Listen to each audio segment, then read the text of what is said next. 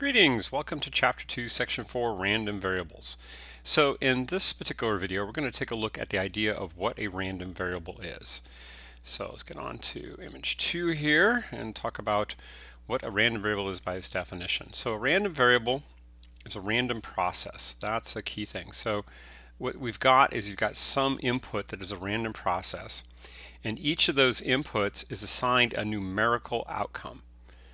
So let's take a look at some examples here. So let's say we decide to flip a fair coin 3 times, and what we want to do is count the number of times it comes up heads. So if you think about it, the random process here is actually flipping the fair coin, and the numerical value that is assigned after you've flipped it 3 times is it counts either 0, 1, 2, or 3 depending upon how many times the coin came up heads.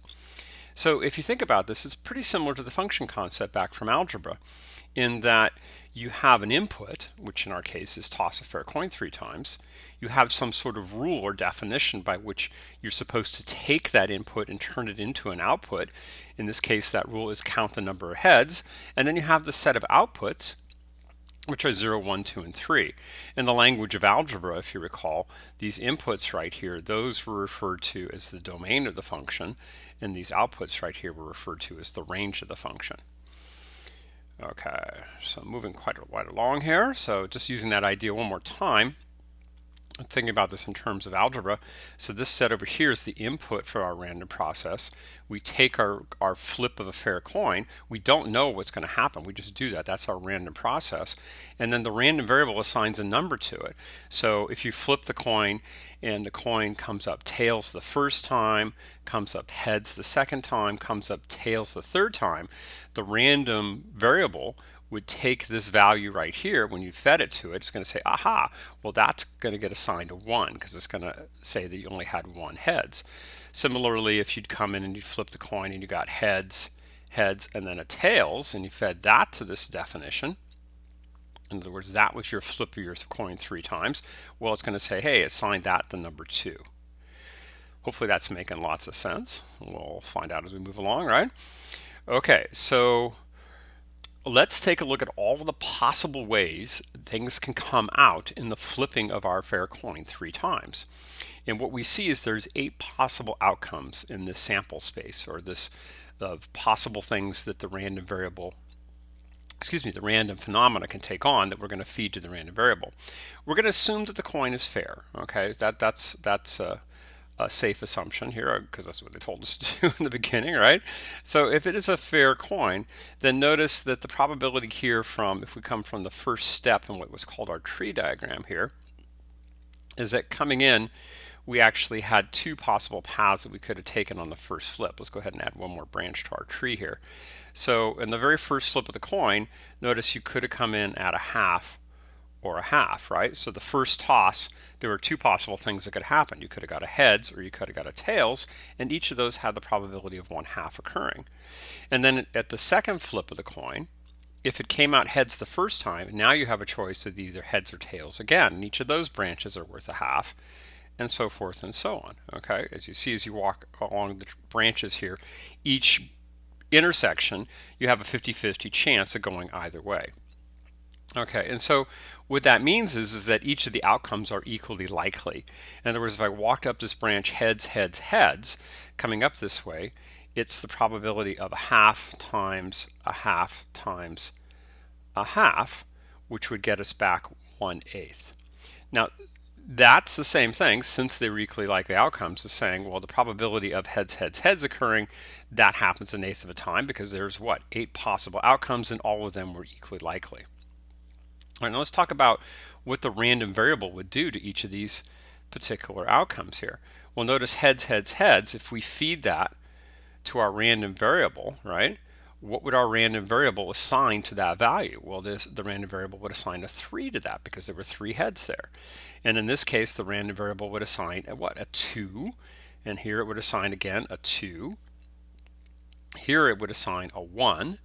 Here it would assign a 2. Here it would assign a 1, here it would assign a 1, and then here it would assign a 0, wouldn't it, right? Because there were no heads involved there. So notice that the possible values, as we said earlier, that can occur are 0, 1, 2, or 3. Now, notice that these values of the random variable, now those are not all equally probable of occurring. Notice there's only one way we can get all 3 heads, and there's only one way we can get all 3 tails. So those are different than getting 2 heads or 1 head. The probabilities will change there as we go across on our random variable. All right. So if we think about that in terms of putting that into a table format, we can actually write up a nice table for our random variable here, where x represents the values the random variable can take on, and then the lower entry in our table here is the probability of seeing those values of the random variable.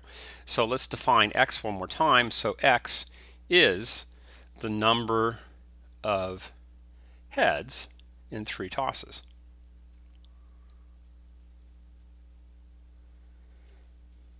In 3 tosses of a fair coin, okay?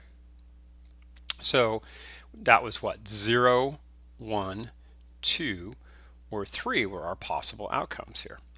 Now what we can see from our table, if we go back one window here, is what we can see is that the number 0, there's only one way to get that out of our 8 possible outcomes here. So the probability of getting no heads, well, that probability is going to be what? That's going to be equal to 1 out of 8, or 1/8 of the time we would see that. If we come back over here and take a look at the way we can see 1, well, we notice that there's what? There's 3 ways that we can get that. There are 3 possible ways that we can get 1 out of our random variable. So what that's telling us is that the probability here would be equal to 3/8. Similarly for 2, that's going to be equal to 3/8. And for 3, we'll see that there's only one way that can happen, that's going to be equal to 1/8. All right, so this, what we just drew right here, is a probability distribution. So this is a probability distribution of a discrete random variable, which I'm going to abbreviate as probability dist of a discrete, and very important word here. Not because that's what you're supposed to be sometimes, but it's because it's a particular style of variable. As for a discrete, and we're going to abbreviate random variable as RV, okay, of a discrete random variable. And notice that the key thing here is that the values that the random variable can take on are 0, 1, 2, and 3. 1.5 heads doesn't make any sense. 2.36 heads doesn't make any sense. -1 head doesn't make any sense. And so, in other words, this is a numeric, the random variable is numeric values, but it's numeric discrete versus numeric continuous. So that was part of our rationale earlier on to try and get you to see the difference between discrete and continuous, okay? All right, let's keep talking here about this. All right, so a discrete random variable can assume at most a finite or infinite but countable number of distinct values. And of course, because I boldfaced it here, keyword is countable. So if you think about a discrete random variable, you can assign to it whole numbers. You can count them. You can say, okay, I'll start off with 1, 2, 3, 4 possible. Excuse me, let me clean that up there. Sorry about that. In other words, you can count the number of values that the random variable takes on. It doesn't have to start at 1, and it doesn't have to be necessarily whole number values, but the key thing is that I can count them. I can come in and say, well, look, if I look at my random variable here, that's the first one, that's the second one, that's the third one, that's the fourth one. In other words, if these are the values of x that it takes on, that's what we mean by countable, okay? Now, the infinite versus finite, don't get too worried about that, but what infinite means is that, well, think about it. This could have gone 3, 4, 5, dot, dot, dot. It could have continued on. I don't have to stop. That would be the case of an infinite random variable. A finite one, though, is like the situation that we just had. There are a finite number of values, 0, 1, 2, and 3, and that's it. It doesn't have any more than that, okay? All right, let's just take a look at some examples and maybe make this make more sense. So we have, for example here, the number of eggs coming out of a chicken. So if you think about that, so visually you see that eggs come out in discrete quantities. The chicken laid 1 egg, laid 2 eggs, laid 3 eggs, etc.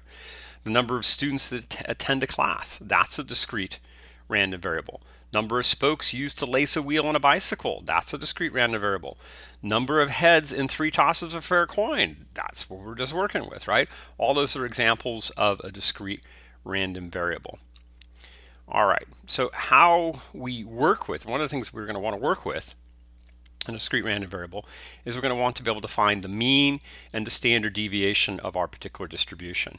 Now, the mean of a discrete random variable gets a new name for us. It's called the expected value.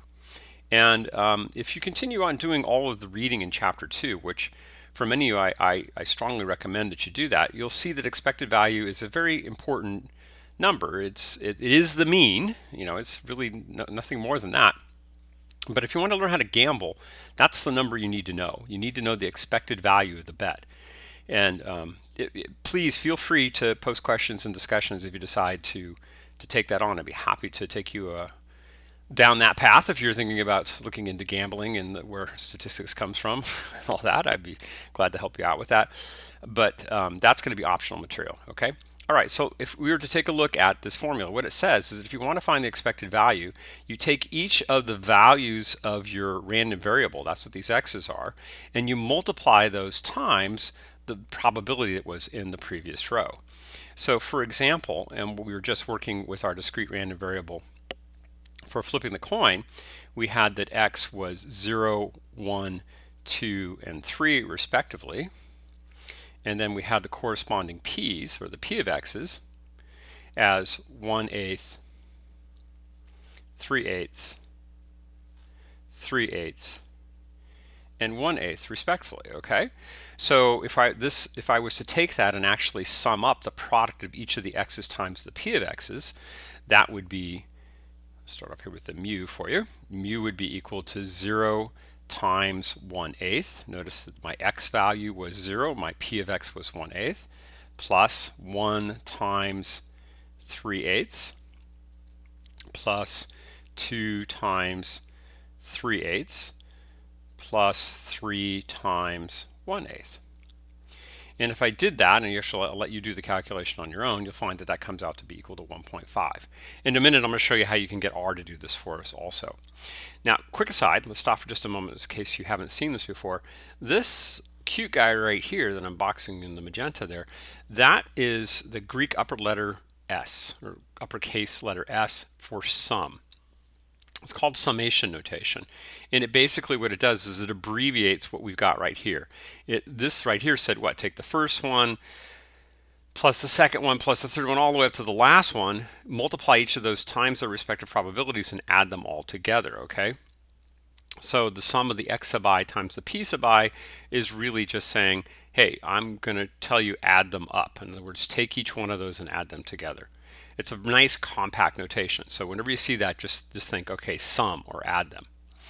All right, well, if we've got a mean for a discrete random variable, then we must have a corresponding variance and standard deviation for a random variable also. This was not quite as easy to calculate as the mean, but not too onerous. And so to find the variance of a discrete random variable, which remember is sigma squared, and this is also a sigma, this is a lowercase sigma, this one is an uppercase sigma. They're both Greek letter S's. This is a lowercase one, this is an uppercase one. This one we use for the standard deviation, right? Remember that, okay? Or the variance, respectively. This one we use as a mathematical operator to add things up.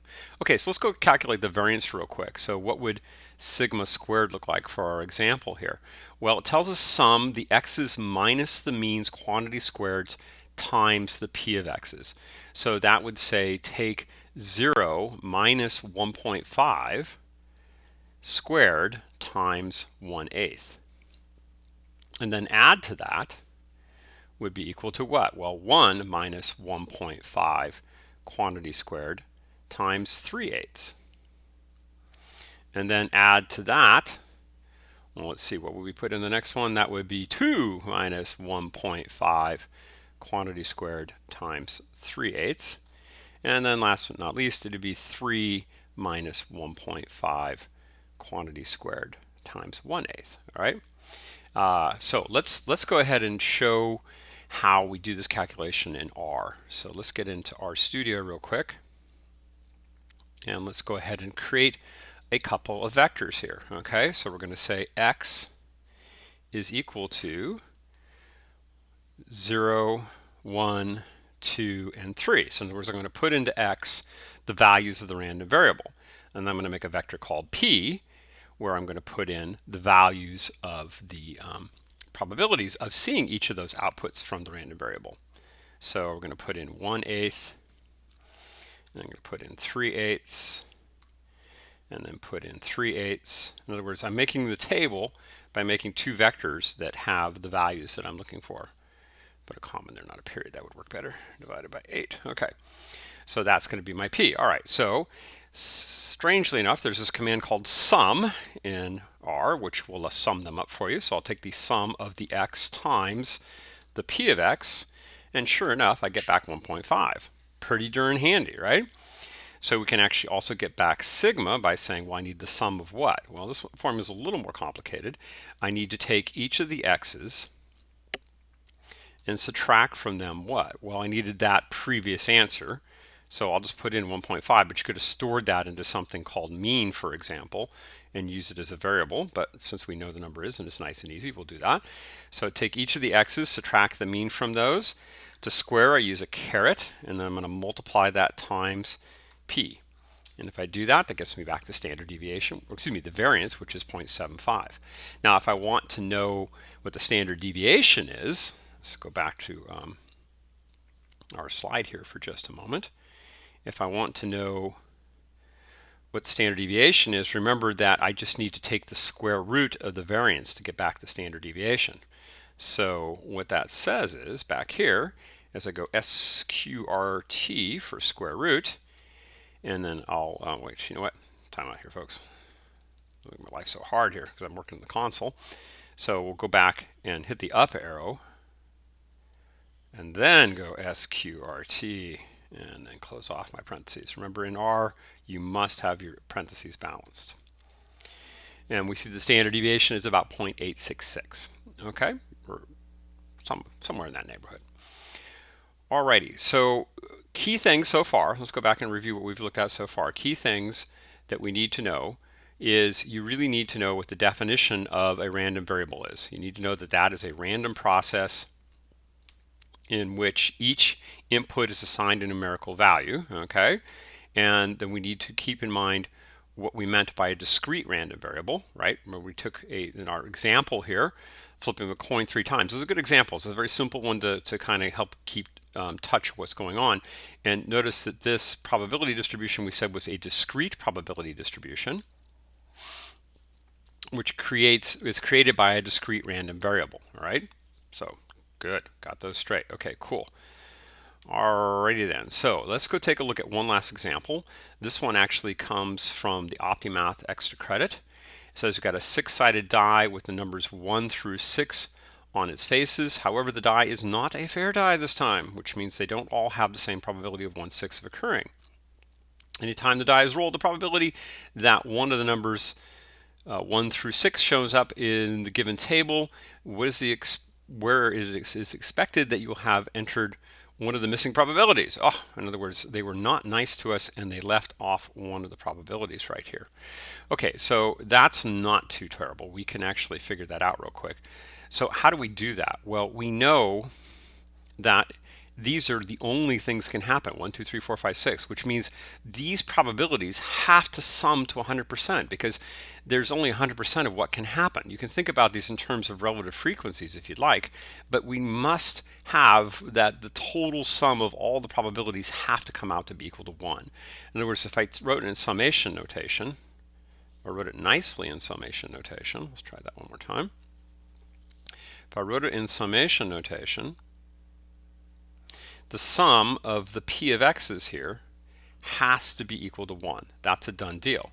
Okay, so what does that tell me? That tells me that if I come in and I take these numbers and I add them all up, whatever is left over after adding those all up, that's got to be the probability of getting a 6. Okay, so in other words, we're going to take our numbers of 0.17 plus 0.18 plus 0.19 plus 0.15 plus 0.2, and then plus the unknown amount, we'll call that x, okay? And we know that those numbers all have to add up to 1, okay? So let's go ahead and do that. I got my handy dandy calculator out real quick, hopefully you did too.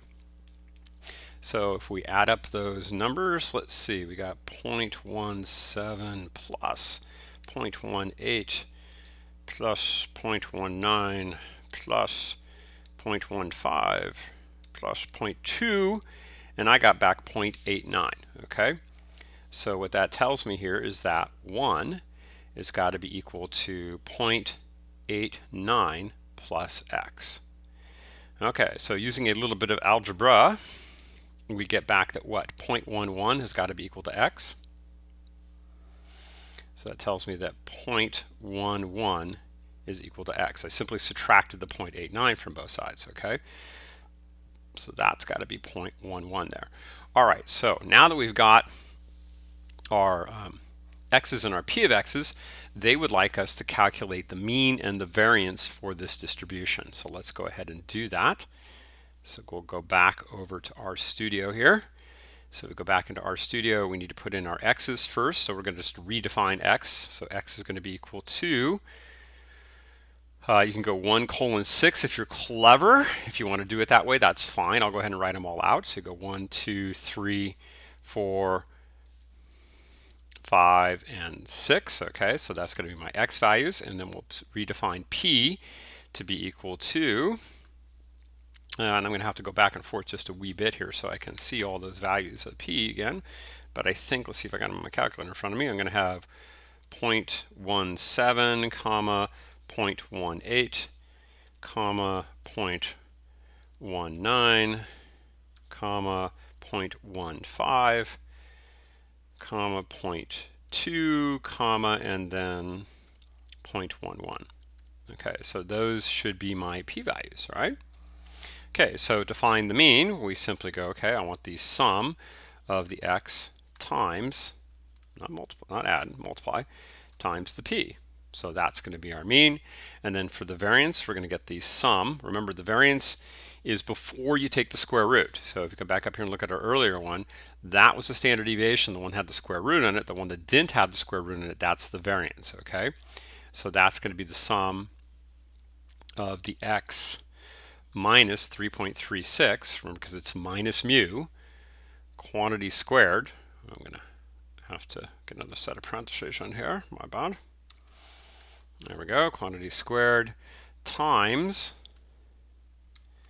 p, okay, and then p, and then close off our parentheses. Let's make sure you always have balanced parentheses. You've got 2 open ones, 2 closed ones, looking good. I mean, alternatively, of course, you could have just come up here and modified that line and you would have been just fine, okay? Right, hit an enter, and there's our variance, 2.6704. Okay, well, that ends it for this little brief introduction to random variables, the concept of random variables, and in particular, well, sorry, take that back. I'm not quite done yet. I was thinking I was done, but I've still got more to talk to you about. In particular, I need to contrast what we just did with a continuous random variable.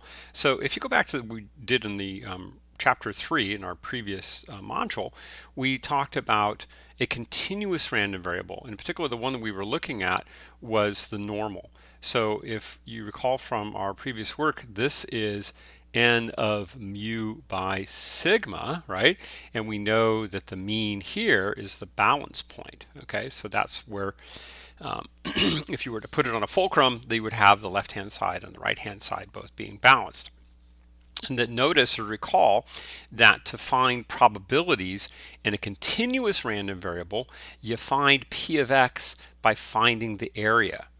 So p of x in a continuous random variable is equal to area. You don't do it by a counting scheme like we did with our example of tossing a fair die 3 times. Okay, now I really am finished this time. So you guys have a good time, and I'll see you all back here soon.